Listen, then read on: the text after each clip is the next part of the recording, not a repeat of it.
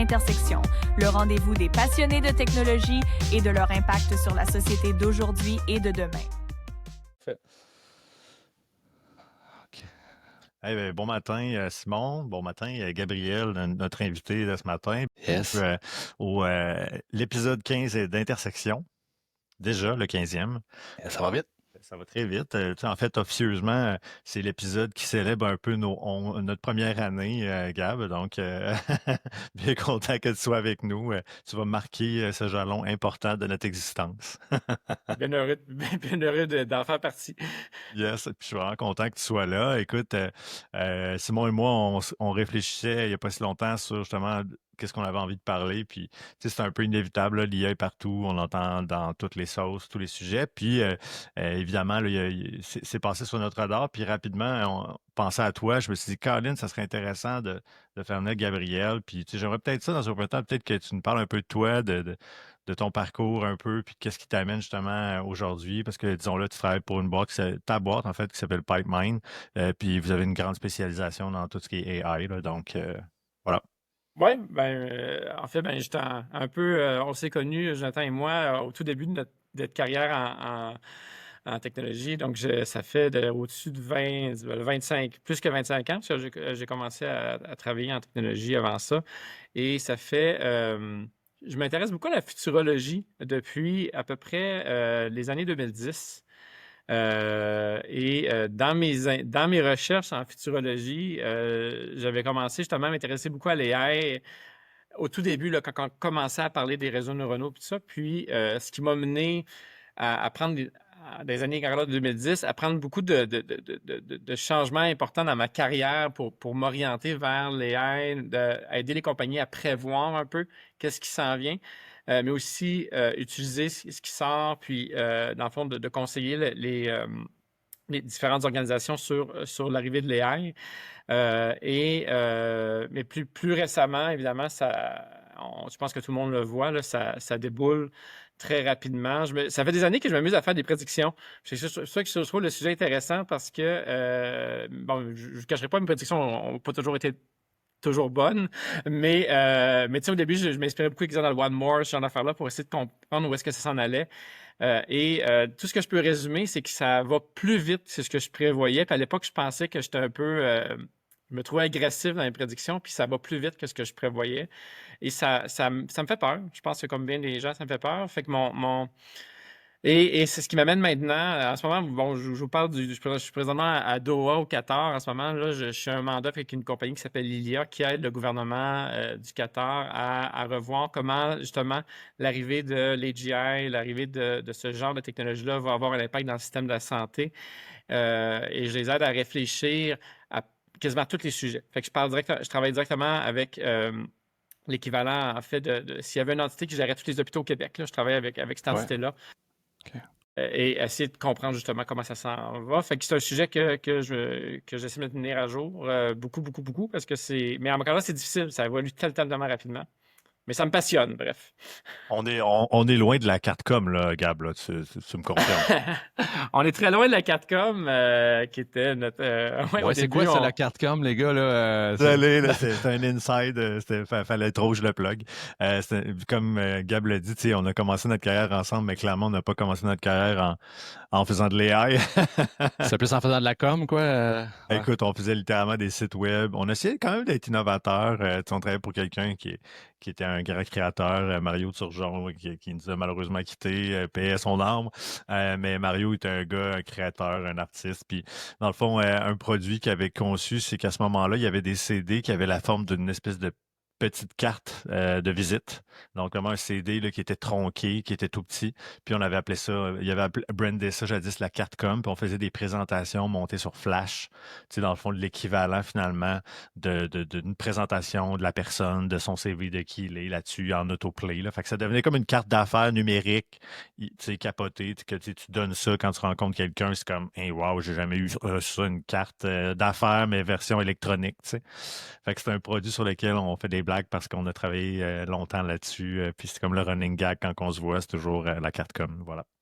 La fameuse carte com. J'ai plein d'autres affaires. Écoute, Ouais. on pourrait faire un épisode complet sur des produits qui ont été expérimentés. Tu sais, entre autres, on faisait des courriels animés en 3D. Écoute, il y a eu toutes sortes d'affaires, là. Tu sais, ça a été une belle époque. Tu sais, c'est honnêtement, avec du recul, là, on n'avait comme pas de barrière. On se disait, hey, on l'essaie, go. Tu sais, on voyait où est-ce qu'il y avait des trous un peu ou des opportunités, puis on s'entend que dans ce temps-là, c'était un monde de possibles. Donc, ça a été une belle époque. Mais jamais à ce moment-là, vous anticipiez que ça irait aussi vite que ça aujourd'hui. Là. Je rattache ça un peu à ce que tu disais, Gabriel. Tu sais. Même, moi, je pense qu'on tous les trois autour de la table virtuelle présentement, on avait cette volonté de regarder un peu en avant, être au-delà des tendances. Mais là, moi, c'est plus vite que jamais. Là. Guys, c'est normal si personne n'est capable de keep up the pace. Là. C'est très normal.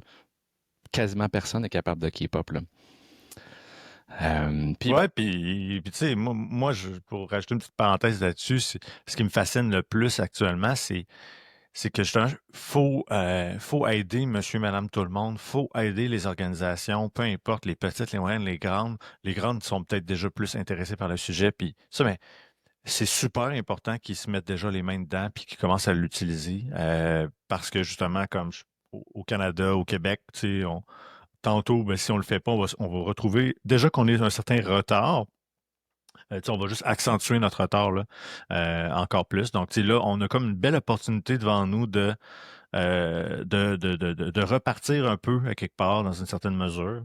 Même si, par rapport à d'autres pays, évidemment, on a déjà beaucoup de retard, mais je trouve ça intéressant. Puis autant que moi, que vous, j'imagine, je pense qu'on avait atteint un certain plateau là, dans le développement numérique, où on se demandait un peu tous, ça allait être quoi le what's next? Là? Il y a toujours ça. Là, OK, Apple a lancé le téléphone mobile avec l'iPhone. Ça avait été comme une genre de petite révolution majeure.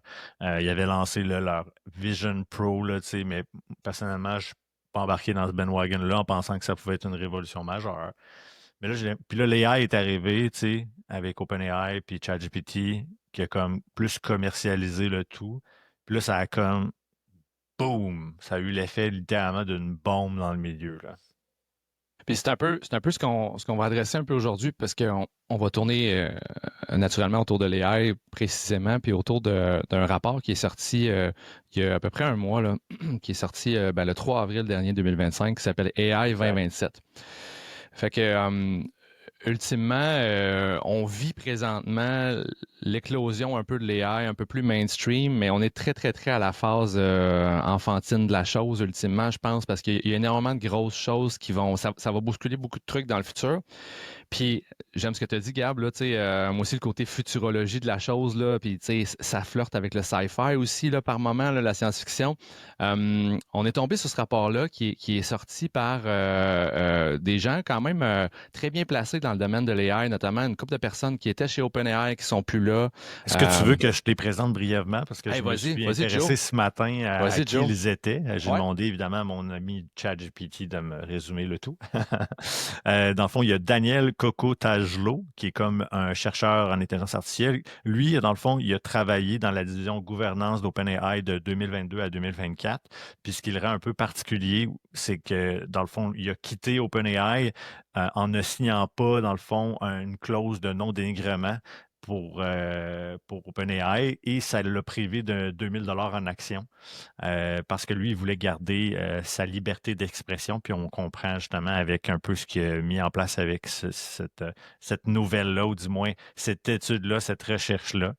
Il y a Scott Alexander qui, lui, c'est plus un psychiatre, blogueur américain, donc plus le côté psychologie, philosophie, futurisme aussi. Donc, intéressant. Fait que déjà, on passe de la personne qui est, disons, un peu plus deep dans OpenAI, qui a vu un peu la machine, avec en plus après ça la perspective d'un psychologue, d'un psychiatre. Thomas Larsen, qui est un chercheur aussi, fondateur du Center for AI Policy, il a travaillé avant aussi à l'Institut de recherche de l'intelligence des machines, puis il a été contractuel aussi pour OpenAI, donc encore une fois, ça nous ramène à OpenAI. Ellie Lifland, lui, c'est un chercheur docteur en prévision IA. Puis ce gars-là, c'est classé premier au classement général de l'initiative des prévisions du RAND, dans le fond, parce qu'il travaille sur AI Future Project, qui a cofondé une organisation qui s'appelle SAGE, etc. Donc, quelqu'un qui est très pertinent, très crédible dans l'environnement AI de la recherche. Puis le dernier, c'est Romeo Dean, qui est un étudiant, lui, plus dernière année de maîtrise informatique à Harvard. Donc, lui aussi, là, qui travaille sur AI Future Project. Fait que, tu sais, les gens qui ont travaillé là-dessus, qui sont comme les signataires, on s'entend que c'est pas des gens qui savent pas de quoi ils parlent. Exactement, exactement. C'est quand même du gros calibre, puis ça a donné, puis là, vous irez voir, là, on pourra peut-être vous le montrer tantôt, ça a donné AI-2020, 2027, donc AI2027.com. Fait que quand je suis tombé là-dessus, j'ai envoyé ça à Joe. Hey, ça a l'air capoté, ça. Parfait. On invite Gab là-dedans pour en parler de ça. On va décortiquer ça un petit peu aujourd'hui. Ultimement, la prémisse de ça, puis je veux peut-être vous entendre au début, tu sais, Gab, Joe, sur comment vous l'avez vu d'emblée, puis on pourra peut-être aller un peu dans... Il y a un certain timeline là-dedans, là, tu sais. Plus je lisais, plus j'écoutais, plus... Eux, dans le fond, ce qu'ils ont joué, c'est qu'on dit à partir de maintenant, on va essayer de voir ce qui va se passer jusqu'à à peu près 2030, un petit peu and beyond, là, mais avec un point d'inflexion qui est beaucoup à 2027. Là. Puis on va essayer de jouer à c'est quoi nos meilleures prédictions par rapport à ça. Et c'est fascinant. Premièrement, votre premier take, les gars, peut-être à 10 000 pieds dans les airs, là, en jour d'aujourd'hui, Gab, qu'est-ce que tu penses un peu de ce rapport-là? Je pense qu'il identifie quand même assez bien la séquence que j'avais en tête. Je la trouve, encore une fois, peut-être plus agressive que ce que moi j'aurais tendance à prévoir, mais pas de beaucoup. Mais ce que j'aime du document, en fait, c'est que ils mettent des noms à des concepts qui n'existent pas encore, puis ça rend la lecture assez facile parce qu'ils parlent de génération, puis ils parlent aussi de l'opposition avec la Chine, par exemple. Comment est-ce que parce que c'est un des gros éléments aussi que j'ai toujours vu dans ma lecture de l'AI, parce qu'on peut difficilement avoir des régulations sur l'AI si on sait qu'il y a un autre pays qui va pas le faire puis qui va juste gagner la course puis après ça t'écraser avec ça. Fait que c'est un peu comme ça ressemble beaucoup, ça me rappelle un peu beaucoup la guerre avec la guerre froide avec les armes nucléaires avec la Russie, où est-ce que tu n'as comme pas le choix d'un certain sens d'aller à fond, parce que si tu vas pas à fond, tu vas te faire écraser. Mais je crois qu'ils ont peut-être sous-estimé un peu la partie humaine. En technologie, les futurologues ont tendance souvent à avoir une vision purement technologique, mais les technologies, on est dans une phase qui ont tendance à évoluer plus vite que ce que les humains sont capables de l'adopter.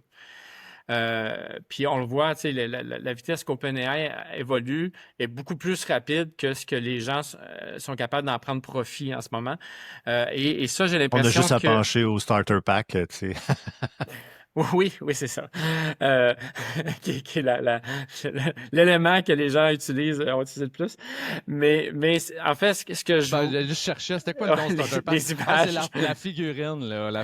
Tout le monde a fait la fameuse figurine emballée de Toys R Us style, là. OK, je comprends. Moi, je suis cabotin un peu ce matin. C'est bon, c'est parfait. non, mais ça montre bien quand même, des fois, à quel point qu'une technologie sort, qu'on pense que ça va changer la médecine, finalement, les gens, ils vont faire des starter packs avec, tu sais. C'est ça. Mais c'est ça. Moi, j'ai l'impression que avant que les compagnies... La technologie va arriver, mais avant, tu sais, on parle, exemple, parce que c'est un bon exemple. En ce moment, nous, on fait de la recherche en sciences, puis on utilise de plus en plus des outils comme Google Deep Search pour faire littéralement une recherche scientifique, puis partir comme ça comme point de départ. Puis peut-être juste en parenthèse, un Deep Search étant plus une méthode un peu plus approfondie, plus longue de faire une recherche. Est-ce que c'est un peu comme les outils? On le voit dans OpenAI, en ChatGPT, tu peux faire un research là, un peu plus approfondi. Il va partir pendant 10 minutes, ce qui est assez intense, puis là, il va te revenir avec une espèce de synthèse à capoter, là. Exact. Puis ça va lire des publications scientifiques. Ils ont un filtre déjà beaucoup plus élevé de la qualité des informations qu'ils vont chercher pour être sûr de te ramener des données. Mais il y a beaucoup d'éléments, tu vois, qu'on voit dans ce document-là qu'on peut déjà voir le début avec des outils comme Deep Search. Puis moi, qui travaille dans un contexte très scientifique en ce moment avec le domaine de la santé, je vois déjà très, très clairement l'impact de tout ça. Puis on peut en parler un peu plus tard, là, mais à haut niveau, j'aurais tendance à dire que la séquence est bonne. Une lecture la lecture, je l'aime bien, entre comment que les pays vont réagir les uns aux autres, mais je pense que les gens vont réagir plus lentement que ce qu'ils disent. Fait que la technologie risque, je pense que ça va être un peu plus lent, mais pas beaucoup. Tu sais, c'est peut-être 1 an ou 2 de plus. Tu sais, dans notre vie, ça change pas grand-chose. On est face au mur, là, tu sais, Absolument. Puis, bon, fait que, puis ce que j'aimais aussi, c'était l'approche qu'ils ont pris. Ils ont décidé d'être un peu comme... quand j'écoutais, bon, je vous l'ai dit, les gars, j'ai mis ça dans Notebook LM. J'ai créé un podcast de 2 agents virtuels qui me parlaient de ce rapport-là. Ça m'a donné un 25 minutes d'un faux podcast qui m'expliquait cette affaire-là. Puis quand j'ai écouté ça en vélo, en m'en allant au travail, ça sonnait comme un plot de film. Honnêtement, c'était hollywoodien. Voici maintenant ce qui se passe, il va y avoir. Puis ils ont mis des faux noms, hein, on se rappelle. Fait qu'ils ne parlent pas d'OpenAI ouvertement là-dedans. Ils ont mis le nom, ils ont changé le nom pour une autre entreprise qu'ils ont appelé Open Brain. Fait que ils font une espèce de narratif pour éviter les bon, dans le fond, on le sait que Open Brain, c'est beaucoup OpenAI, je crois, mais tu sais, ils ont essayé de mettre une espèce de couche par-dessus pour faire comme si on rêve, là, puis on met des faux noms un peu. Mais l'ascension est là quand même et c'est assez fulgurant.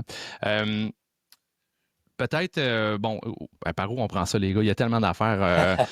Moi, une chose qui m'a fasciné au-delà de évidemment, lire le contenu puis de tout ça, je ne sais pas si vous êtes attardé sur le site, puis je vais vous sharer ça. Ouais, vas-y. Pour ceux qui vont nous avoir écoutés en vidéo.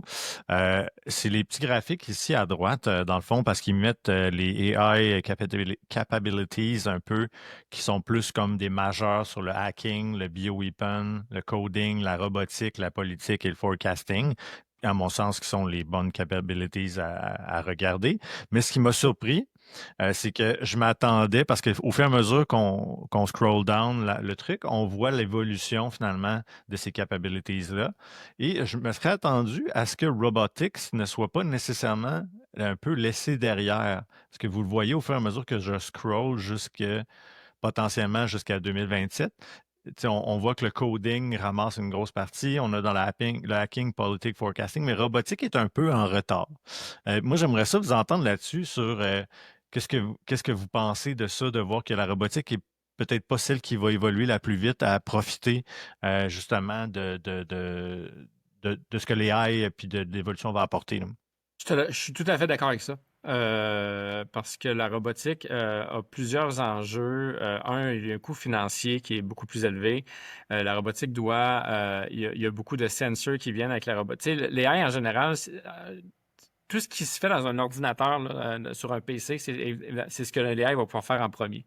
Fait que si toi, ta job, c'est de travailler sur un PC, ben, t'es à risque. Mais la robotique, comme il y a une partie physique, il faut faire les robots, il faut les manufacturer. Il y a l'enjeu de la batterie aussi qui est un des plus gros enjeux avec la robotique, c'est l'énergie en fait.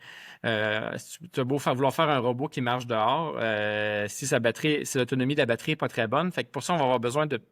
L'AI va sûrement nous amener à concevoir des meilleures batteries, mais le temps qu'on les industrialise, fait qu'il y a une grosse partie d'industrialisation qui va avoir un délai. Le manufacturing de la robotique va être en arrière. Fait que moi, ça fait totalement du sens que la robotique est le dernier.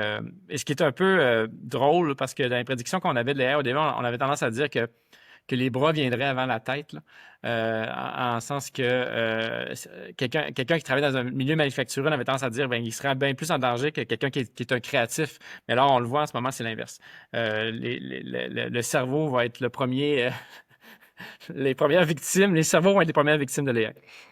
On a reçu les gars de Tessellate Robotics là, dans un épisode précédent, puis eux aussi, de mémoire, traitaient aussi qu'il y a énormément de complexité avec la robotique qui va s'en venir. C'est pas un jeu d'enfant ultimement, fait que ultimement, ça me surprend pas que ça soit plus loin un peu dans le rapport.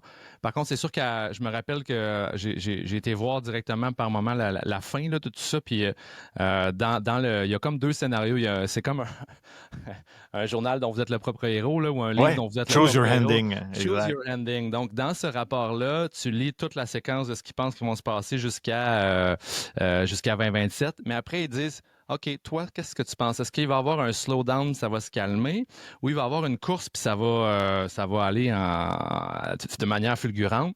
Et de mémoire, dans le côté race, le dernier paragraphe, les chums, c'est pas rose, là. Les robots sont là. C'est un peu la matrice style, là. C'est la fin des humains, là. C'est la fin des humains. Fait que, en étant dans le race, ça prend une espèce de tournure assez intense. C'est sûr que je réfléchissais à ça ce matin, je me disais, ben c'est sûr que plus tu essaies de voir loin, plus ta marge d'erreur est quand même grande aussi, là. Tu sais, c'est relativement, puis là, je vais dire entre guillemets, facile de réfléchir à jusqu'à 2027, mais rends-toi à 2040, là, il y a tellement de facteurs en cause que ça peut bouger fois 1000, là, tu sais. Fait que voilà. Et c'est effectivement super difficile d'avoir une opinion là, sur ça, tu sais. Puis oui, c'est sûr que c'est très scénarisé, puis tu sais, penser sur l'histoire, tu sais, que bon, l'humain étant ce qu'il est, tu sais, je veux dire, on va toujours chercher à vouloir aller chercher cette race-là, cette course-là, puis d'être en avance. Puis tu sais, la politique est pas là pour aider non plus, là. Tu sais, on est passé dans les 10 dernières années c'était plus tranquille sur la scène internationale, ça brasse en tabarouette. Donc, assurément, c'est dur de voir qu'on va slow it down parce qu'il y a des intérêts actuellement politiques qui sont en mode, si on pense à des voisins du Sud ici, on va tout faire pour essayer de prendre l'avance puis de maintenir notre place puis d'aller chercher le pouvoir. Puis du côté de l'Asie, c'est la même chose. Je veux dire, sont en puissance 10, là. Ils cherchent encore à continuer leur domination sur les marchés, sur la façon dont ils sont implantés mondialement. Donc, tu sais, moi, j'ai de la misère à voir le slowdown comme quelque chose nécessairement que, tu sais, on va tous se dire, hey, guys, vous trouvez pas que ça va trop vite, on va tout relaxer, là. Tu sais, je pense que ce serait le temps d'en faire un slowdown, là, puis on le fait pas, là. Tu sais, fait que... Ben, on se rappelle pendant quand ChatGPT ça a été lancé, il y avait Yoshua Bengio puis sa gang à Montréal qui avait rassemblé plein de chercheurs en AI pour faire une espèce de lettre ouverte appelant les plus grands de ce monde à se calmer un peu les nerfs sur la rapidité de la chose. Lire ce rapport-là m'a remis dans ce moment-là il y a maintenant 1 an, 2 ans peut-être, là, ça fait un petit moment déjà. Puis est-ce que les choses, je serais curieux de genre, maybe one day on va avoir Yoshua Bengio sur le podcast, Jonathan, puis je serais curieux de l'entendre sur, tu sais, t'avais fait un halt au feu, guys, ça va péter, ça va aller trop vite, faut mettre une pause. Qu'est-ce que tu penses de ce qui se passe maintenant, là? Parce que clairement, il n'y a pas eu de pause et dans les scénarios qui sont élaborés dans AI 2027, il n'y a rien qui s'arrête tant que ça n'arrête pas, là. Peut-être... Ouais, ben, vas-y, Joe. Ah, vas-y. Ben, je vous amènerais peut-être sur... bon, j'ai essayé de faire une espèce de légère séquence un peu pour mettre un peu dans le mood des gens qui vont peut-être vouloir le lire, mais on va leur donner une espèce d'impression de ce qui se passe là-dedans. Tu sais. Une des choses, c'est que, bon, ça va très, très, très vite et il y a de plus en plus, on le parlait au niveau géopolitique, d'entrée de jeu, personne ne veut être le dernier, personne ne veut être derrière. Fait que c'est sûr que dans le narratif qui est décrit là-dedans, on parle vraiment de les États-Unis qui ont une puissance en force, la Chine qui est là. Il y a une volonté, les deux avancent, mais dans ce qu'eux voient, il y a une espèce de lacune au niveau de la Chine et il y a une volonté des espions, il y a une volonté de voler du knowledge. Puis ce qui m'amenait aussi à réfléchir que nous, le petit commun des mortels là, qui utilise ChatGPT, Copilot, tout ça, ben c'est une portion de... Mais eux, tout ce qui travaille, tu sais, il y a des choses qu'on voit pas, là, tu sais. Les versions qui sont pas release en ce moment, c'est de plus en plus gros, puis bon, ils release des affaires tout le temps, mais dites-vous là, que dans les laboratoires, dans les équipes qui sont là, ça travaille sur the next big thing, puis plus ils avancent là-dedans, plus ils s'approchent de choses qui sont extrêmement fortes, powerful et dangereuses ultimement dans un contexte un peu on parlait de Cold War, là, de guerre froide et tout ça. Fait qu'il y avait ce bout-là qui était très, très, très intéressant selon moi au niveau de la Chine là, qui veut peut-être venir voler des trucs. Est-ce que ça va se passer? Je sais pas. Je sais pas si vous avez un take là-dessus, les gars. Là. Ouais, ben moi je pense que c'est ce qui va arriver. Mais on le voit déjà. on voit déjà, en fait, la dynamique est déjà là. Puis je pense que, tu sais, c'est pas un hasard qu'ils ont appelé, je me rappelle le nom donné à la version chinoise, mais c'est DeepSend. DeepSend. Donc, on pourrait Ouais. croire DeepSeek, là, et Ouais. je pense que c'est pas un hasard que le nom est très proche, là. La Chine a toujours eu... si on regarde récemment, si on suit les publications d'intelligence artificielle qui sortent dans les derniers mois, voire dernière année, la plupart des publications, si vous lisez les noms, vous allez voir, c'est une grande partie des noms chinois. Donc, ce qu'on constate, c'est que lorsqu'on parle d'optimisation de modèles, lorsqu'on parle de trucs, même open source, étrangement, la Chine en ce moment est très, très dominante. Et les grandes compagnies chinoises, qu'on peut regarder, exemple Tencent, Alibaba, ils ont tendance à sortir beaucoup des modèles. Puis là, on le voit parce qu'on parle beaucoup de la course des GPT, des LLM en langage, mais quand on regarde la course du vidéo, l'image, tout ça récemment, il y a énormément de modèles là, qui sortent chinois. Et la Chine, leur force semble être beaucoup l'optimisation. Donc, ils vont, puis on le voit un peu comment ils ont entraîné des psys ils ont même interrogé OpenAI pour pouvoir entraîner plus rapidement leur modèle. Fait que, tu sais, quand on parle d'AI pour entraîner des AI, mais ça, c'est déjà un exemple concret de ce genre d'utilisation-là. Fait que le coût pour arriver à entraîner ces modèles-là est devenu relativement faible.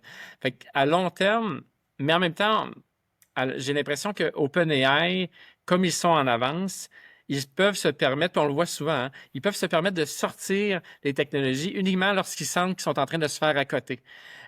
Puis il y a souvent des espèces de réactions de chaîne. Là. Tu en as un, mettons Google, qui va sortir un modèle, puis d'un coup, bang! Une semaine plus tard, le PNR fait une grosse annonce, puis ils font comme juste, regarde, mais la technologie qu'ils ont sortie, ils l'avaient sans doute déjà dans leur poche depuis peut-être quelques mois. Donc, je pense que OpenAI, en ce moment, a encore un edge. Je pense que le programme de recherche que le gouvernement américain, Trump, ils ont mis, je ne sais pas combien de milliards, là. Je pense que ça va les aider à garder le edge. Et par rapport à la Chine, il y a une créativité que les Chinois ont toujours une difficulté à avoir. Je pourrais en parler aussi, les causes de cet enjeu-là par rapport à la Chine, mais les Chinois ont souvent tendance à avoir une approche très prudente et ils ont tendance, tu sais, quand on dit qu'ils copient, c'est souvent parce que dans leur culture, une nouvelle idée est souvent perçue comme étant un risque, tandis qu'en Occident, une nouvelle idée est perçue comme étant une opportunité. Puis ça, c'est très, très, très, très, très fort dans la culture chinoise, ce qui fait que les nouvelles technologies ont quasiment tout le temps les nouvelles idées, comme ChatGPT, par exemple, de faire un chat qui utilise les GPT, puis tout ça, mais c'est venu de l'Occident. Mais la Chine, on souvent être meilleur à optimiser. Ils vont avoir une conscience des coûts plus forte. Fait que souvent, à la fin, ça peut être eux qui se retrouvent avec un meilleur produit. Il ne faut pas oublier non plus que la Chine a un milieu c'est un pays qui contrôle énormément à l'interne. Donc, ils peuvent se permettre aussi de couper la compétition. Puis en faisant ça, ben, ils peuvent permettre vraiment à des pousses chinoises de fleurir. Tandis qu'au Canada, mettons que nous, on voudrait compétitionner OpenAI, ça va être très difficile parce qu'on va se faire écraser. Mais en Chine, ils vont tout simplement couper OpenAI, puis ça fait qu'ils vont pouvoir donner les ressources pour la version chinoise. Bref, je pense que la vision est bonne. Puis je pense que la Chine va toujours être en arrière, mais ils vont mieux optimiser. Puis ils vont des fois avoir moins d'éthique. Et la Chine a un gros avantage sur nous. C'est pas une démocratie. Fait que, en général, je suis un pro de la démocratie. Je suis quand même pas. Mais pour la course à l'AI, c'est un gros avantage parce que alors que nous, on était en train de s'enfarger dans des discussions sur l'éthique des données, je pense que c'est un problème qu'on aurait dû régler en 2018. Là. Eux autres sont déjà en train de se dire comment que les GI vont avoir un impact dans l'économie, comment qu'on va réfléchir. Puis un peu, c'est aussi le genre de discussion que j'ai ici là, au Qatar. On est en train de penser à se dire comment qu'on va prescrire des médicaments, comment qu'on va, ce genre de questions-là, comment qu'on va optimiser le système de santé avec ces technologies-là. Mais ces discussions-là, j'ai l'impression qu'on les a pas beaucoup au Québec, au Canada, mais parce que on veut pas heurter personne. On a ce côté très, très démocratique qu'on a. Tandis que la Chine, ils vont faire, c'est ça qu'on fait. Puis ils poseront pas de questions, puis au pire, on corrigera. Puis on voit que Trump, je suis pas un fan de Trump, mais ce qu'il fait, puis les décisions un peu chaotiques qu'on voit en ce moment aux États-Unis, j'ai l'impression qu'ils sont peut-être teintés de cette vision qui approche, puis qu'ils savent que la population est peut-être pas nécessairement apte à comprendre. Puis je serais pas surpris qu'on commence à avoir ce genre de chaos un peu partout dans le monde parce que les dirigeants, plus qu'ils vont être informés sur les enjeux qui sont en train d'arriver, parce que les économies sont potentiellement sur le bord de cracher, les gens sont potentiellement sur le bord de perdre leur emploi. Est-ce que c'est le retour du communisme? Est-ce que il y a plein de questions qui peuvent se poser. Donc, si les pays qui vont être capables de bien gérer ça, c'est ceux qui vont être capables d'avoir une bonne grippe sur leur économie, puis tout ça. Fait que, bref, beaucoup d'instabilité. Mais le document, je le trouve assez juste dans comment il perçoit les tensions entre la Chine et les États-Unis. Mais il y a aussi l'Europe, il y a aussi la Russie, il y a aussi il y a l'Inde aussi qui est hyper intéressante aussi à suivre. Je pense qu'il y a d'autres joueurs qui vont rentrer. Puis ça se peut qu'un des joueurs qui gagne, on n'a aucune idée en ce moment. C'est genre l'Indonésie. Tu sais, ça se peut qu'il y ait un pays qu'on n'a aucune idée en ce moment. Ils sont sous le radar complètement, mais puis qu'ils vont faire éventuellement. Ouais. Ben, je sais plus avec qui je jasais de ça, mais c'est l'Afrique. On me rapportait il y a 2-3 semaines que l'Afrique est le pays où il y a le plus la jeunesse de tout le monde, c'est en Afrique. C'est le peuple le plus jeune en ce moment. Fait que c'est the next big thing. La prochaine génération qui va popper ben raide, c'est là. On peut penser que c'est très, très pauvre puis c'est très, très arriéré, mais ça peut être dans l'angle mort puis un jour ou l'autre, ça vient plus vite que ce qu'on pensait, là. Moi, il y a deux choses que j'ai trouvées intéressantes qui m'ont retenu mon attention dans ce que tu as dit, Gab. Puis la première, c'est par rapport au fait open source. Donc, comment tu perçois ça, le fait justement que l'Asie se lance là-dedans, puis que justement prenne cette tangente-là sur l'open source? C'est parce que l'open source a des faiblesses, puis qu'eux, ils se disent, ben, tu sais, est-ce que c'est un peu étrange, tu sais, de dire, ah, tu sais, on arrive, puis tu sais, poup, tu sais, c'est open source, tu sais. Je pense que face à un joueur dominant comme OpenAI, qui semble toujours avoir une longueur d'avance en ce moment, la seule façon, je pense, que les autres peuvent compétitionner, à moins d'être Google puis potentiellement essayer de jouer la game de l'argent, là, je pense que c'est d'y aller open source. Parce qu'en bout de ligne, l'open source permet à mettre toutes les forces ensemble pour réussir à compétitionner. Puis je pense que même les grandes compagnies, parce qu'on le voit, des majeurs chinois, puis on s'entend, les Chinois avant, c'était pas les plus ouverts là, en termes d'open source, puis là, on le voit.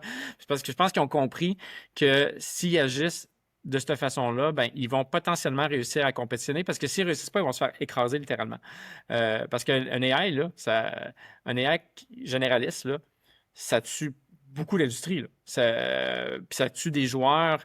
Ça peut tuer un Microsoft en 3-4 ans. Tu sais, ça peut tuer des joueurs qu'on penserait too big to fail, là, mais là, ils peuvent potentiellement mourir. Fait que je pense que les autres. Même Google actuellement, tu sais, qui aurait prédit qu'éventuellement, j'ai tendance, moi, aujourd'hui, à ouvrir plus ChatGPT pour poser mes questions, obtenir mes réponses que d'aller googler, là. Je veux dire, je pensais pas qu'éventuellement, j'allais vivre un moment comme ça. Puis, je veux dire, Google, assurément, s'est fait prendre de court, là, carrément, là. Google s'est fait faire un Yahoo. Ah, complètement. Exactement. J'aime bien se faire un Yahoo. Je vais la garder, celle-là. Deuxième chose qui a retiré mon attention aussi, c'est que tu as parlé du Québec, en fait. T'sais. Puis, est-ce que je me trompe, mais tu sais, puis tu as une perspective, tu voyages beaucoup, tu as la chance de travailler sur des super beaux projets un peu à l'échelle internationale, mais est-ce qu'on est trop pris dans nos TI au Québec? Là? C'est parce qu'on parle juste de TI. T'sais. On peut-tu parler de techno puis d'innovation puis d'arrêter d'avoir peur, là? Je pense que le Québec a un peu le même symptôme puis un peu le même symptôme que l'Europe. On a une population vieillissante, on a une population qui ne comprend pas ces enjeux-là. Mais ce qu'ils comprennent, c'est des trucs comme, exemple, l'éthique. Ces affaires-là qui sont importantes. Il ne faut pas croire que ce n'est pas important, mais j'ai l'impression que la réflexion qu'on a sur l'éthique et sur les technologies, quasiment plus sur le big data que sur un AGI qui arrive. Puis de toute façon, il n'y a même plus besoin de tes données parce que déjà, il comprend déjà. Les AGI, les données vont perdre la valeur. C'est un autre angle intéressant. Là. Les données vont perdre la valeur avec l'arrivée de l'AGI parce que l'AGI va déjà savoir à peu près tout ce qu'il a besoin de savoir. Est-ce que c'est juste pour mettre ça dans un autre jargon, Gabriel, c'est que l'AI va devenir, c'est une petite valise qui est déjà pré-packagée avec tout le savoir. Fait que, à un moment donné, dans le rapport, il disait à un moment donné, quand il va avoir gobé l'Internet 4 fois, là, à un moment donné, il n'y a plus besoin d'y donner des données plus. Là. Fait que je te redonne la POC, là, mais c'est ce bout-là. Là. Ouais. Puis le temps finalement qu'on prend à essayer de légiférer sur ça, ben l'évolution du produit en soi va tellement vite que nos barrières ou ce qu'on voudrait mettre en place aura plus lieu d'être, là. Exact. Puis en plus, les endroits où est-ce que les données ont vraiment de la valeur, c'est les endroits où est-ce qu'on ne veut pas les données accessibles. Exemple, dans le monde de la santé. Dans le monde de la santé, les données peuvent avoir de la valeur parce que les humains sont tellement différents puis ont tellement beaucoup de mécanismes. Puis ça, c'est mon domaine un peu que je travaille en ce moment. On parle, d'exemple, de faire des jumeaux virtuels, de virtualiser toutes les données d'un être humain dans le but d'avoir des AI qui vont faire des prédictions. Puis suite à ça, tu connectes ça à des agents qui peuvent, eux, essayer de faire des diagnostics. Puis bon, c'est le genre de projet que je travaille en ce moment. Puis l'endroit où est-ce qu'on voit que les données ont de la valeur, c'est les données que justement qui sont pas sur Internet, qui sont pas puis qui n'ont pas nécessairement des patterns évidents parce que les humains sont extrêmement complexes dans leur personnalité, dans la façon d'être. Et c'est ça qu'on essaie de plus de ne pas fider les AI, alors que c'est ça que je crois qui pourrait avoir un plus d'impact. On a un système, on parle au Québec des problèmes qu'on a de l'accessibilité au système de la santé. Imagine si toutes les tâches en ce moment qu'on donne en télémédecine, je pense qu'on pourrait les donner à un AI. Parce qu'en fait, la télémédecine, le médecin, il ne te voit, il ne te touche pas. Il fait juste te parler. Il fait un diagnostic basé sur la description que tu lui fais de tes symptômes. Fait que tout ce genre de choses-là, ben, on pourrait le donner à un AI.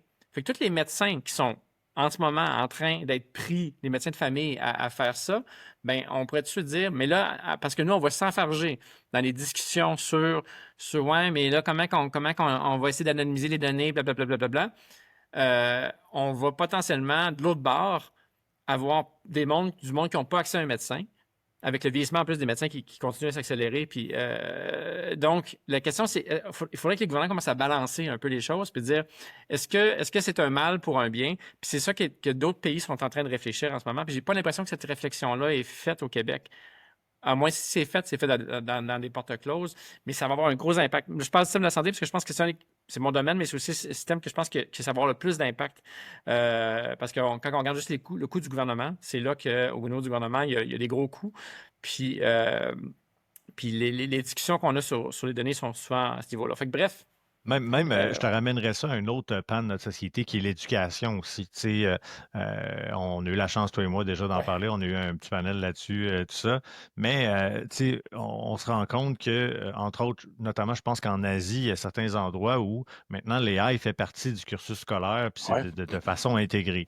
Puis tu sais, ici, actuellement, tu sais, moi, j'ai une grande de 17 ans qui nous demande un peu d'aide une fois de temps en temps. J'ai une petite de 10 ans aussi.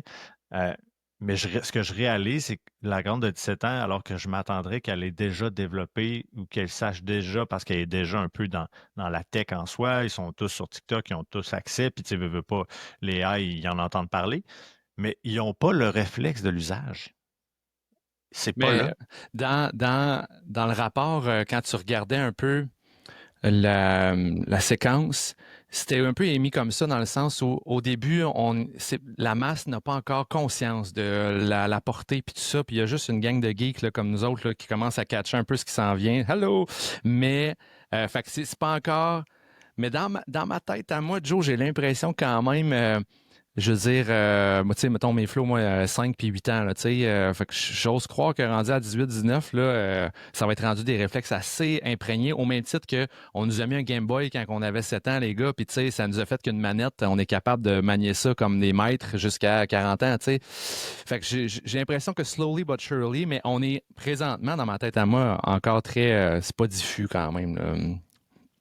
Non, totalement, tu as, un bon point. Je pense que la génération qui est plus jeune va vivre un peu ce que à peu près un paquet de générations a vécu, c'est-à-dire un certain edge. Tu sais, on a eu les Y, on a eu les X, etc. Puis, tu sais, donc, les millennials sont nés dans le numérique, etc. Donc, la génération qui est là en ce moment est celle qui va être née dans la révolution AI. Fait que oui, ils vont y arriver, mais je suis quand même... il y a comme une petite génération un peu qui touche aux deux, qui vont avoir vu le avant puis le pendant. Puis je me serais attendu à ce que, disons, l'adhésion soit peut-être aussi rapide que c'est arrivé dans notre portrait. Puis comme tu le dis, et puis comme vous l'avez dit tous les deux un peu, ben, ouais, ben tu sais, non, l'adhésion, on dirait qu'elle vient beaucoup plus lentement, là. Fait que tu sais, c'est pour ça que, un peu dans la partie du discours que tu as amené aussi, Gab, que on lit ça et on dit ah, ok, mais c'est un peu surprenant parce que ça va peut-être plus vite que ce qu'on pourrait se l'imaginer en termes de scénario. Puis ce qui nous fait croire ça, justement, c'est quand on regarde un peu notre environnement autour de nous, là, on se dit, ben crème, OK, c'est un peu comme à nos débuts, on s'est mis à jouer sur Internet un peu tout le monde, puis on était un peu des bizarres dans notre entourage parce que nos parents ne comprenaient pas vraiment ce qu'on faisait là-dessus. Ils trouvaient juste qu'on passait trop de temps, puis qu'on bloquait la ligne téléphonique. Fait que, tu sais, j'ai l'impression qu'on revit un peu ce petit ralentissement-là, puis cette prudence-là. Oui, puis il ne faut pas oublier que, admettons que les technologies se mettent admettons que les GI se mettent à tuer plein d'entreprises, les entreprises vont quand même avoir des liquidités puis mourir à petit feu, puis ça va pas arriver, ça va pas prendre un mois. Tu sais, dans le sens que ces affaires-là vont s'opérer. Je pense qu'ils vont prendre plus de temps un peu à s'opérer parce qu'il va y avoir une résistance, je pense, qui est sous-estimée dans le document. Puis la résistance, on le voit déjà, tu sais, dans le sens que quand je travaille avec des entreprises, il y a du monde qui se font dire, par exemple, ouais, mais OpenAI, il peut dire plein d'affaires pas correctes, fait que moi, je préfère pas l'utiliser. Puis je suis comme, ouais, mais c'est quand même, tu sais, au pire, tu sais, souvent, un truc que je dis d'ailleurs aux gens, parenthèse, je dis souvent aux gens de voir les LLM en ce moment comme un stagiaire. Tu sais, c'est dans le sens que tu peux donner plein de tâches, puis tu peux donner plein de tâches, mais vérifie quand même un petit peu. Mais pour être honnête, de moins en moins, j'ai vérifié, j'ai l'impression. Puis c'est mon constat dans la dernière année. Là, c'est qu'avant, je passais quand même beaucoup de détails. Puis là, je suis comme, je vais l'envoyer de même. C'est de mieux en mieux, là. C'est mieux. Tellement, là, tellement. Puis moi, je pense que, nous, à notre âge, notre génération, avec nos compétences, je pense qu'on va devenir un peu. On est chanceux dans une certaine mesure parce que, comme on dit, la génération peut-être plus jeune qui, elle, va être tombée dedans puis qui n'aura pas nécessairement eu la perspective que nous, on a eu avant, c'est un certain avantage. Parce que, on développe des réflexes, qui viennent un peu avec ce bagage-là, qui nous permet d'avoir une perspective qui va peut-être être complètement différente. Fait que je pense qu'on est, sans s'en rendre compte, on a le potentiel d'être privilégié dans l'évolution de l'AI puis de la façon dont tout ça va s'implanter dans le monde moderne. Ça m'amène à un questionnement que je trouve intéressant parce que par rapport à l'éducation et tout ça, c'est que dans les prochaines années, on va voir de plus en plus une perte de valeur aux tâches intellectuelles, puis une augmentation de la valeur aux tâches manuelles. Quelqu'un qui travaille dans la construction, là, il n'est pas en tout en menace pour les 15 prochaines années, je pense, au moins 10 prochaines années. Et l'impact que je pense que ça peut avoir dans les jeunes, c'est est-ce qu'on pourrait se retrouver, puis ça, je ne sais pas, en fait, c'est une question que je me pose, c'est est-ce qu'on peut se retrouver avec des jeunes qui vont être moins intellectuels, qui vont être peut-être moins bons pour se poser des questions, qui vont être peut-être plus paresseux parce qu'ils vont utiliser l'intelligence artificielle pour répondre à ces questions-là. Et en plus que l'économie va en plus les pousser à se dire faire des études universitaires, parce qu'honnêtement, là, aujourd'hui, me lancer dans les études universitaires, là, je serais hautement embêté sur quoi étudier, mais OK, tireur de joint dans la construction, je vais être safe pour une couple d'années encore. Puis moi, c'est des affaires que je me questionne beaucoup sur notre capacité à s'adapter à ça, si on va pas, si les gens vont être de moins en moins poussés à vouloir être intellectuels, puis je pense qu'on va les pousser à pas l'être. En tout cas, bref, ça amène un angle. Je rajouterais, Gab, à ça, oui, absolument.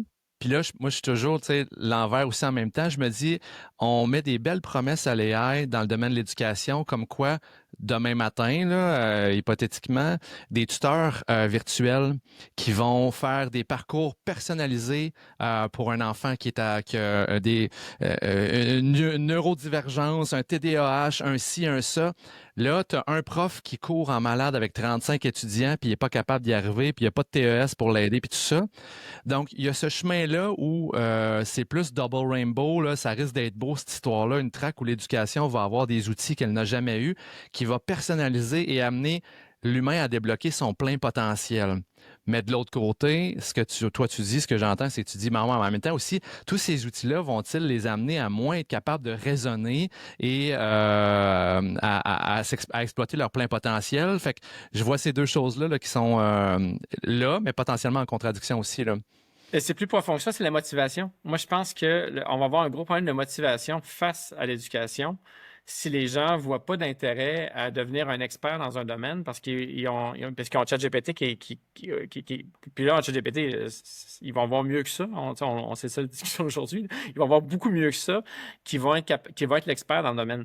Fait que moi, j'ai l'impression qu'on réfléchit à tout comment optimiser l'éducation, mais si les gens sont même plus intéressés à aller étudier parce qu'ils verront pas d'intérêt, sauf si c'est des intérêts personnels, au même titre qu'un retraité va des fois aller faire une maîtrise.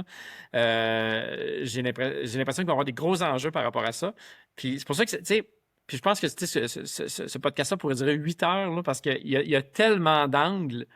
Il y a tellement d'angles. C'est toute la société au complet qui change. C'est les valeurs qui vont changer. C'est les économies. C'est l'échiquier politique. C'est potentiellement le terrorisme. C'est potentiellement la guerre.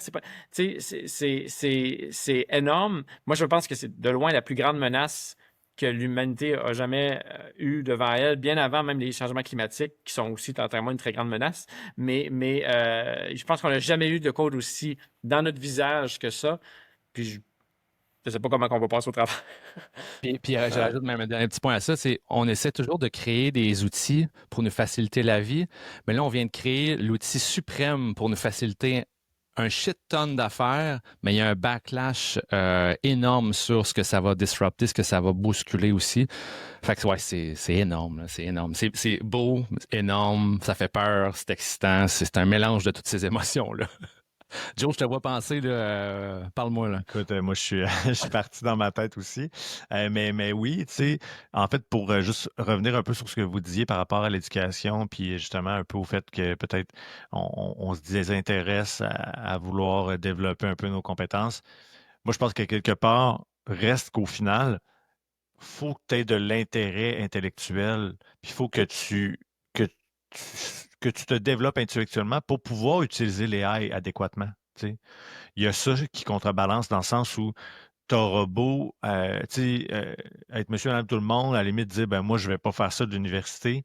Ben, qu'est-ce qui va faire que tu vas développer les acquis suffisants pour te mettre à utiliser ces outils-là intelligemment puis à te rehausser? Fait que, tu sais, moi, il y a ça là, c'est la seule nuance qui fait qu'actuellement, je me dis, ah, ben ça, c'est plus difficile à tasser. Ça reste qu'il y a un besoin encore d'éduquer puis de suivre les gens puis de les amener à.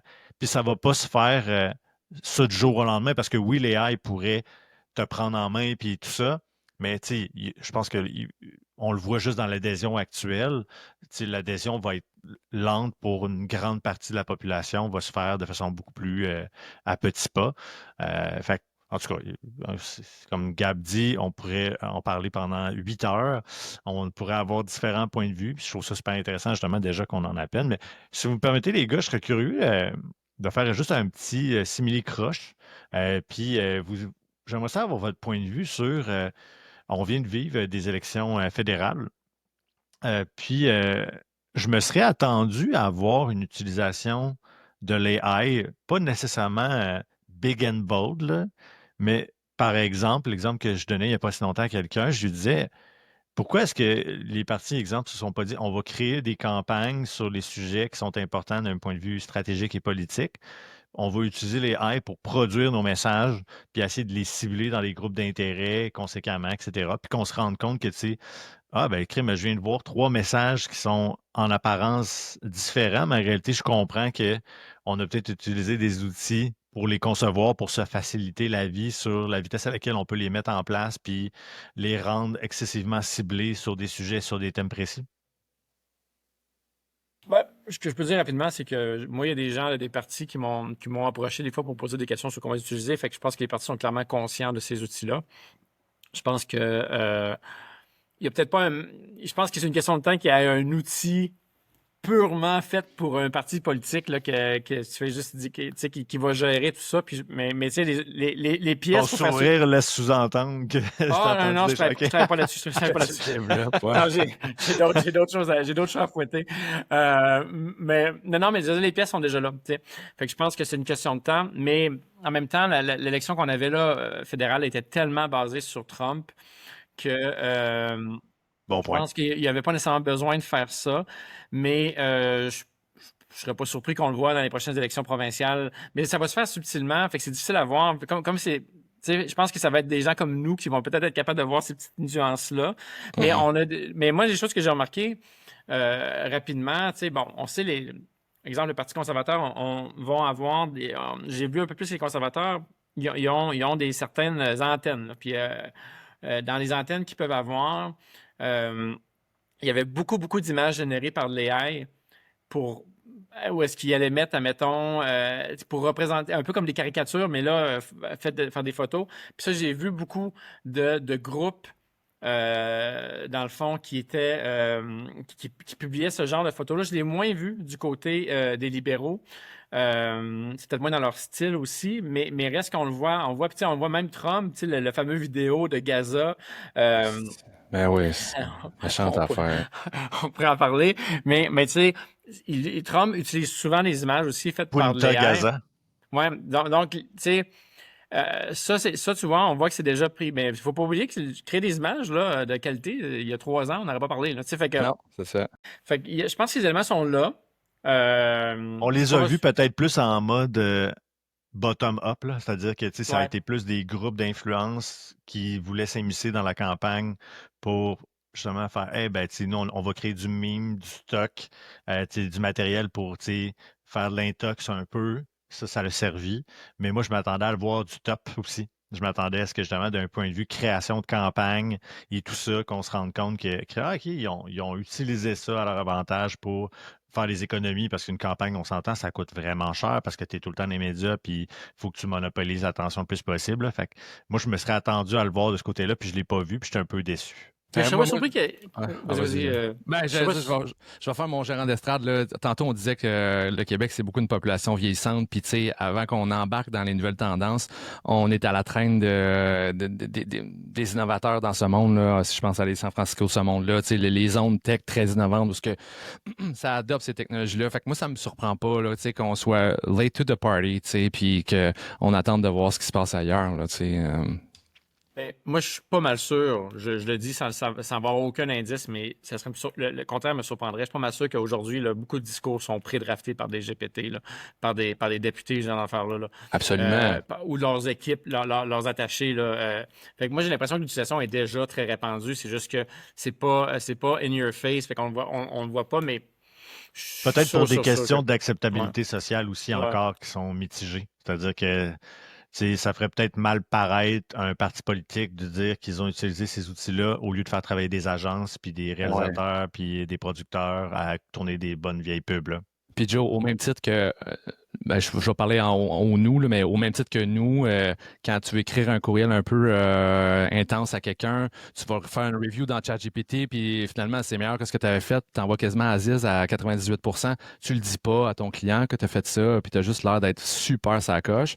C'est une question de temps avant que tout le monde comprennent et perçoivent que tout le monde fait ça. On est juste dans les early adopters de ça. Puis potentiellement, dans l'arrière-scène, certaines communications politiques ont été screenées par un AI. Pas sûr que les agences de com l'utilisent déjà, je le sais. Je pense que les agences de gestion de crise vont l'utiliser aussi.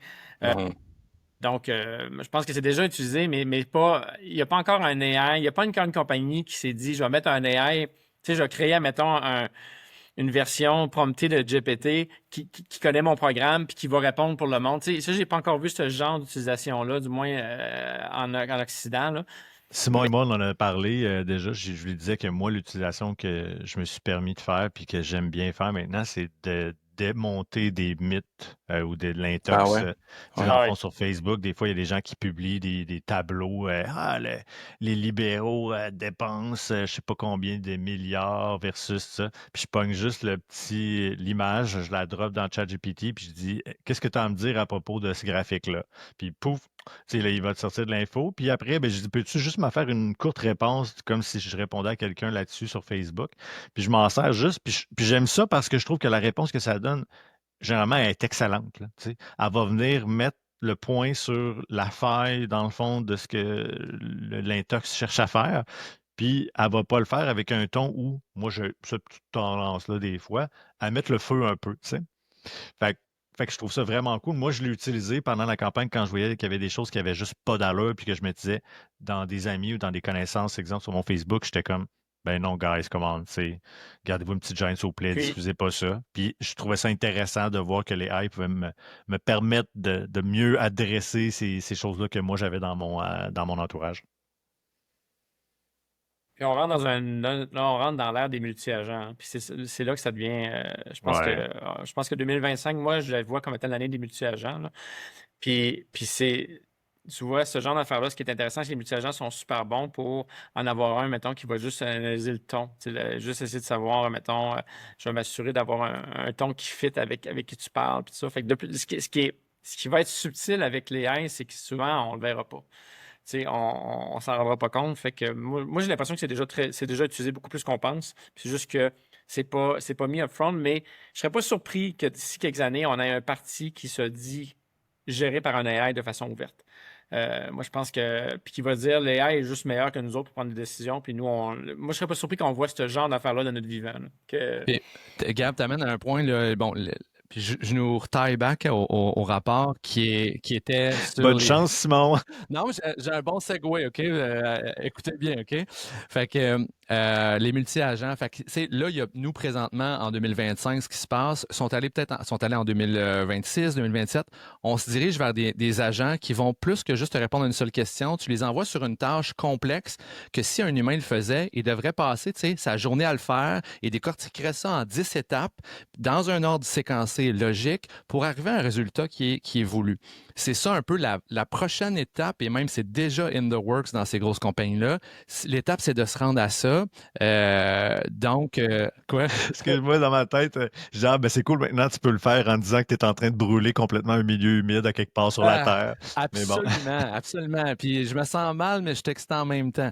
Puis ce qu'il disait d'ailleurs dans le rapport, je ne sais plus dans quel moment du timeline, mais il disait il payait des millions et des milliards de dollars à des humains pour faire des 8 heures par jour, d'expliquer c'était quoi pour faire une tâche, pour du reinforced learning d'humains, mais pas juste à quelle est la couleur du chat? Le chat est bleu. Non, non, non. Comment est-ce que tu dévisses un sprocket assis sur un caliper de char? OK, j'ai rien, c'est de la merde ce que je dis là, mais donc là, le mécano t'explique en nan.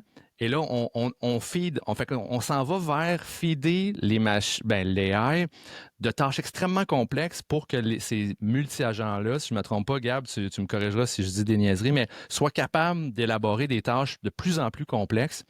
Fait que c'est là, qu'on s'en va ultimement, là, beaucoup. Là, je ne sais pas si c'est votre take là-dessus.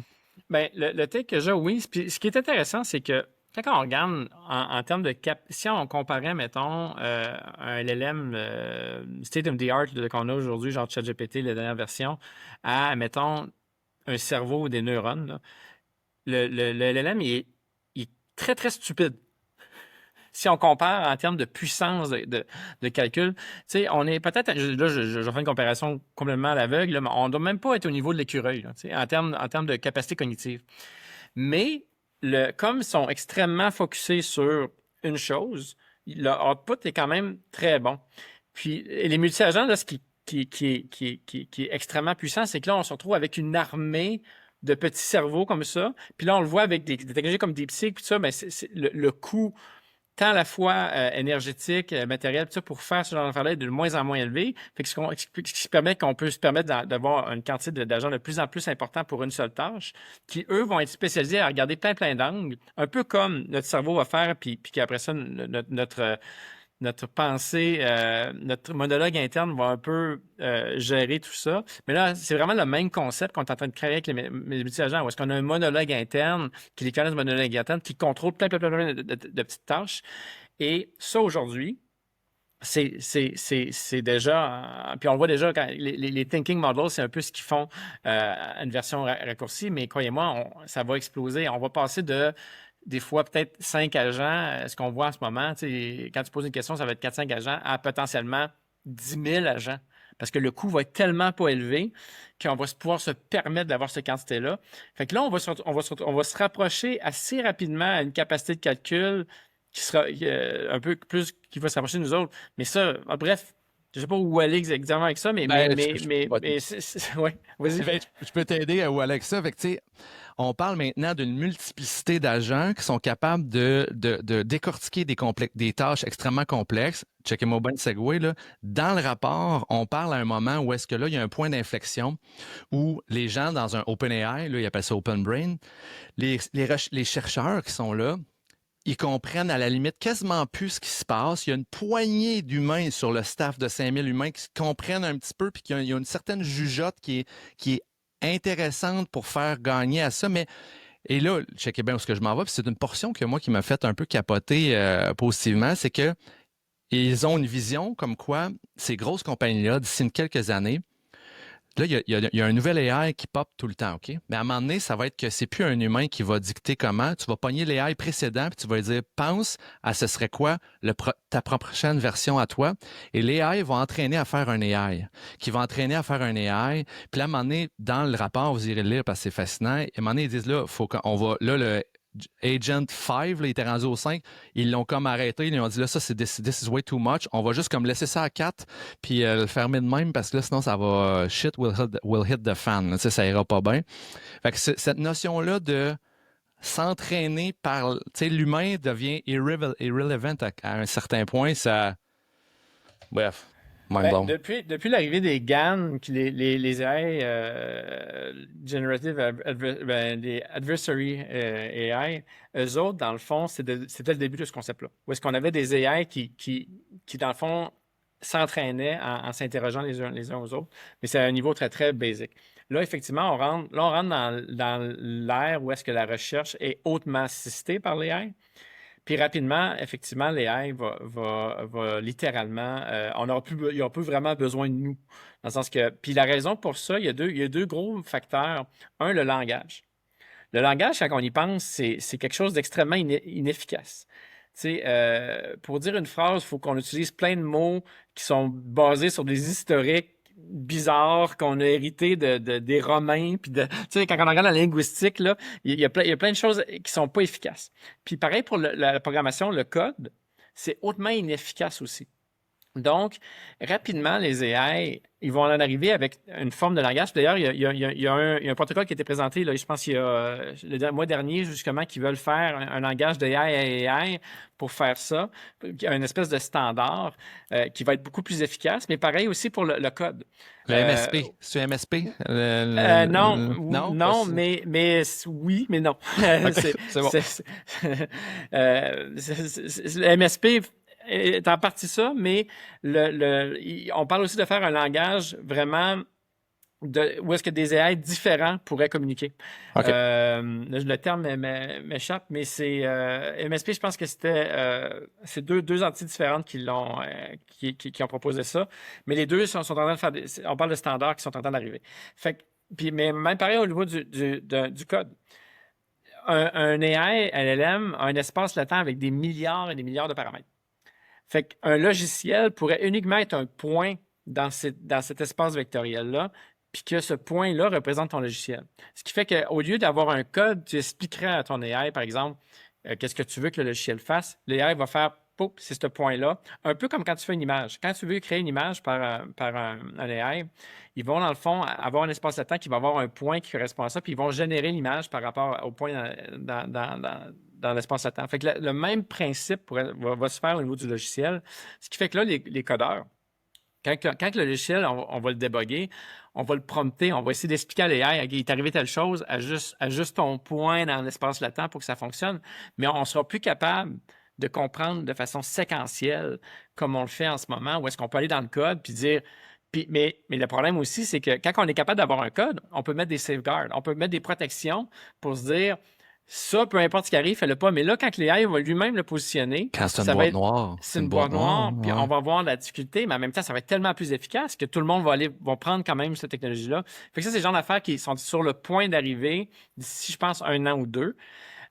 Puis ça va être les deux éléments clés pour qu'après ça parte. Puis là, c'est là qu'on parle après ça littéralement de singularité, où est-ce qu'on n'aura plus le contrôle de la technologie, puis il va y avoir une croissance exponentielle des capacités parce que les processeurs vont être désignés par des AI, le langage des AI va être désigné par des AI, puis là, ça va être tout optimisé, Puis là, nous, on n'aura plus le contrôle là-dessus. Puis ben là, je sais plus. À ce moment-là, j'ai aucune idée qu'est-ce qui va arriver. Là où la grosse, tous les risques et la dangerosité au niveau mondial, politique, tu sais, je veux dire, le Holy Grail d'avoir ça dans ton pays puis de le détenir, que ce soit États-Unis ou Chine, ça devient je sais pas, c'est comme si il reste plus d'eau sur la planète puis il y a rien que toi qui en as, là, tu sais, je veux dire, c'est huge, là. Moi, les gars, je vous écoute, là, puis je me dis que je pense qu'il faudrait que je me prenne des vacances. Tu sais, je pense que, c'est avec ce qui s'en vient, là, je pense qu'on... Ouais. Non, mais oui, c'est super intéressant. Puis, tu sais, ça allait super vite dans ma tête aussi de ce que tu expliques. C'est un méchant bon point, Gab, sur le principe que, tu sais, à un moment donné, le code, c'est eux qui vont l'écrire dans un langage qu'on n'aura même pas la capacité de comprendre et nous-mêmes de les modifier, qu'on n'aura pas le choix de leur faire confiance dans ce qu'on va leur demander, puis on n'aura pas de garde-fou, comme tu le dis. Ça, c'est quand même assez majeur. Puis, tu sais, à partir du moment où on est rendu là, there's no way back, à part dire, OK, guys, on shut down l'électricité worldwide, là. Tu sais, fait que c'est pour ça qu'à quelque part, je suis quand même content de voir que, tu sais, dans le petit tableau que je vous ai présenté d'entrée de jeu, Robotics, il va pas aussi vite.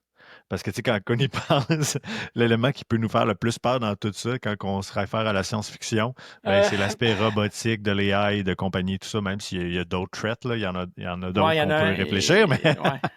Je pense que BioWeapon, lui, me ferait particulièrement peur, là. Exact. Mais écoute... À terme, moi, j'espère quasiment que nos gouvernements soient gérés par un AI. Pour être honnête, là. Je vais lancer peut-être ce point-là vers la fin, là, mais je pense que si on veut éviter les tensions, puis si on a une identité qui est hyper rationnelle, moi, j'aurais tendance à se dire peut-être que si on a un AI qui est capable de comprendre quasiment tous ces concepts-là, de comprendre l'ensemble de la connaissance humaine, puis tout ça, ben peut-être que j'y laisserais le contrôle de comment gérer l'économie, puis de s'assurer que les humains sont heureux. Il faudrait peut-être juste donner 2-3 grandes lignes, là, puis dire accroche là-dessus. De toute façon, une chose, tant qu'à finir vers je sais pas si on finit, mais tant qu'à aller vers un point plus science-fiction, les AI puis les robots, whatever, là, je suis en science-fiction, ils n'ont pas besoin des mêmes choses que les humains. Tu sais, nous autres, on a besoin de nourrir, d'oxygène, de ça. Les AI n'ont pas besoin de ça. Ce qui fait que dans un monde où est-ce qu'on est en compétition avec l'intelligence artificielle, ils risquent de se foutre de ce qui est important pour nous. Et puis c'est souvent dans les films, on voit souvent les AI essaient de prendre la planète Terre parce qu'ils veulent prendre nos ressources. Je pense qu'ils ont besoin peut-être d'un peu de carbone puis une coupe d'affaires de même. Un AI pourrait facilement être dans l'espace puis vivre puis être bien heureux. Fait que je pense que la Terre, là, elle sera pas tant intéressante pour les AI dans le futur. Fait que la bonne nouvelle, c'est que je pense que si on réussit à pas se tuer entre nous autres, je pense que les AI seront. Moi, je les vois pas comme étant la menace. Je vois vraiment les humains et comment ils utilisent les AI comme étant la menace. C'est pour ça que j'ai tendance à faire confiance à l'AI plus tard. C'est un beau closure qui nous amène à dire, regardez, guys, c'est pas tout ça, c'est des prévisions de la chose. Tous les scénarios sont possibles. Il y a moyen de rester positif aussi là-dedans. Puis je pense on va y aller une bouchée à la fois. Là, pour ceux qui sont intéressés, je vous invite fortement à aller regarder ce rapport-là. C'est fascinant. Il est là en version audio. C'est un 2 heures de votre temps, mais qui est bien investi. Mais restons quand même, je pense, positifs. Puis je pense plus qu'on va un peu... c'est un peu ça la vocation d'Intersection Podcast. C'est aussi allumer des lumières sur les réalités qui s'en viennent aussi. Fait que je pense plus on est conscient de tout ça, plus on est amené à en parler à tout le monde. Puis ça va nous amener vers un futur qui ne sera pas un apocalypse de l'être humain. Ouais, puis écoute, moi, ce que je vous propose, les gars, c'est que, étant donné que tout ça va vite, je pense que ça va être le fun. On va se refixer un petit touch point là-dessus. Puis on se fera un genre de petit rétro-update sur qu'est-ce qu'on a lu, qu'est-ce qu'on a dit, puis où est-ce qu'on pense que, oh, OK, il y a eu des changements importants qui viennent changer la perspective. Là, je pense que ça pourrait être super important de se faire un petit point là-dessus éventuellement. Puis je pense qu'anyway, la force des choses va faire qu'on va avoir envie de le faire. Je suis dans 3 mois, il va y avoir une bombe qui va sortir, une nouvelle affaire, puis de toute façon, ça va amener, ça va juste faire avancer ce sujet-là. Ça va évoluer tellement vite. Exactement. Un gros merci, Gab. Sincèrement, c'était super le fun que tu acceptes de venir nous jaser de ça. Puis vraiment, c'est le fun de pouvoir échanger aussi avec la perspective de tout le monde. Là. Ça nous a, on s'est brassé dans ce monde incroyable-là. Fait que c'était très chouette. Regarde, plaisir, n'importe quand, c'est un sujet qui me passionne, tellement que ça fait toujours, je trouve ça toujours le fun d'échanger là-dessus. on a tous à apprendre sur. De toute façon, on ne sait pas ce qui va arriver. On a tous à apprendre sur comment ça peut se produire. Exact. Eh bien, un gros merci pour ton temps, Gab. Puis ce n'est que partie remise, c'est sûr qu'on va se rejaser. Au plaisir. Ça marche. Salut. Salut, bye.